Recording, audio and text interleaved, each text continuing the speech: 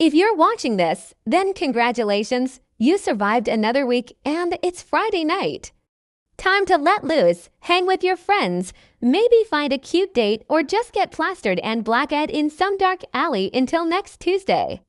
It's the weekend. Your boss ain't got nothing for you and you can do whatever you want. You could start a YouTube channel about testing crazy theories, but that's neither here nor there.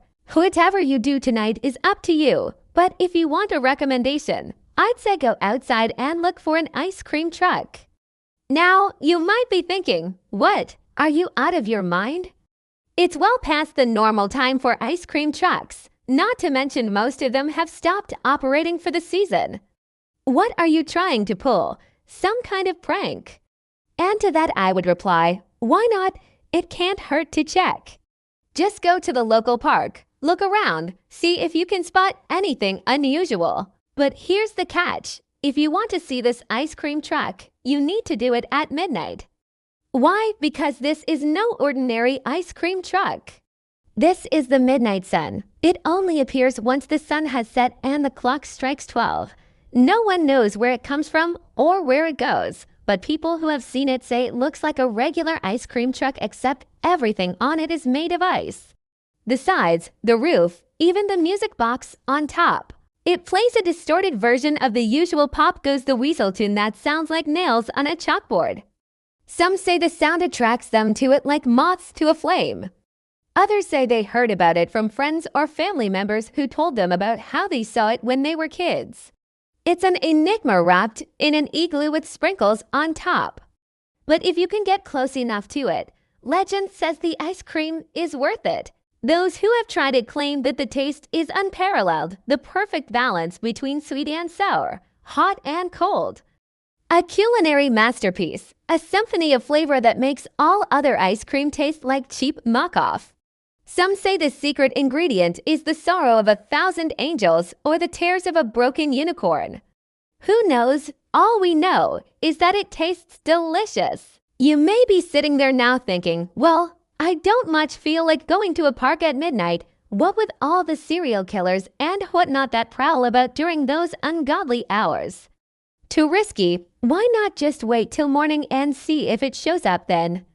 To which I would respond, don't. There's no guarantee the midnight sun will appear tomorrow. Some say it only comes once a year. Others say only when people are pure of heart can see it. All we know is that once it disappears, it's gone for good. At least until next year, maybe. So go outside right now. It's either that or watch this whole video without skipping, in which case, sorry, pal, you're gonna get diabetes anyway. You said you weren't scared, so don't back out now. All right, you found the park. You looked around, but there was nothing there except a rusty old swing set and a couple of ragamuffins shooting spitballs at each other. So you turned to leave. Just as the clock tower nearby chimed midnight, you heard it, the faint strains of Pop Goes the Weasel in a minor key like fingernails on a blackboard. And there it was, the midnight sun, wreathed in fog and moonlight. You stared in wonder as its icy exterior gleamed, beckoning you closer. You wanted to touch it, to feel the cold on your skin, but something held you back. Maybe it was the unnatural silence that surrounded it. Or maybe it was the unsettling sight of a man dressed in a tuxedo taking money from a woman wearing a Victorian nightgown. You weren't sure, but before you knew it, you were stepping closer. The tune grew louder and the ice cream started calling to you like a siren song. But then from the corner of your eye, you saw it. A child standing by the truck, his face obscured by the shadow of its freezer. He was looking at you, and you felt a chill run down your spine that had nothing to do with the temperature. You couldn't see his features, but you could see his eyes. They were bottomless pits of darkness that seemed to stare into your soul, and you wanted to look away, but you couldn't. They were like magnets, and you were drawn to them. You wanted to reach out and touch them, but you knew you shouldn't. Then he spoke and his voice was like nails on a chalkboard. Do you want ice cream? He asked, and something about the way he said it sent shivers down your spine. Was it the way his mouth didn't move when he spoke? Or maybe it was the fact that you could have sworn you saw his teeth move like a shark S when he smiled. You weren't sure, but you knew you didn't want to stick around long enough to find out.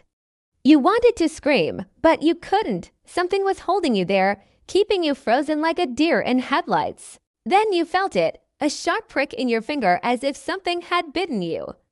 You looked down and saw blood welling up on the tip. Before you could react, the child was gone. You blinked and he reappeared, standing right in front of you. His eyes seemed to bore into yours and you felt your resolve crumbling. You took a step back, but he was too fast for you. In the blink of an eye, he was on top of you, his face inches from yours. "Do you want ice cream?" he asked again, and this time you could hear the manic glee in his voice. And then you did the stupidest thing you've ever done. You nodded. As the child reached out to grab your hand, you pulled it away. "Wait," you said, your voice barely a whisper. "Can I pay later?" The child stared at you for a moment, his eyes boring into yours. Then he burst into laughter, a sound that echoed through the park like a funeral dirge. "Pay later," he echoed, his voice dripping with sarcasm. "That's funny, very funny. I like that joke." "We'll pay later." He leaned closer, his breath hot on your neck. "After I kill you." With that, he lunged. But before he could sink his teeth into you, you elbowed him in the gut as hard as you could. He let out a surprised yelp and staggered back, giving you just enough time to scramble away. You ran as fast as you could, not daring to look back. You could hear the child's enraged screams echoing behind you, but you didn't care. You kept running until you reached the safety of your home. You never went back to that park after that, but sometimes when the moon is full and the wind is just right, you can still hear the haunting strains of Pop Goes the Weasel, and you can't help but shiver.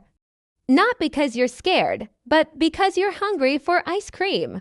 You might have escaped the midnight sun, but its taste still lingers on your tongue like a ghost. And you can't help but wonder if it was all worth it.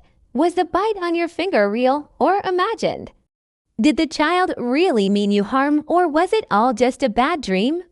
You may never know the answers to these questions, but one thing is for sure, you'll never forget the taste of ice cream. If you enjoyed this tale, stay tuned for more horror stories just like it. Until then, be safe, stay away from ice cream trucks after midnight. And remember, some things are better left unknown. The darker corners of our world are best left unexplored, like the abandoned house at the end of Elm Street or the old woman who lives in the woods. And definitely don't go looking for the midnight sun. It may taste good, but the price you pay for it could be your life.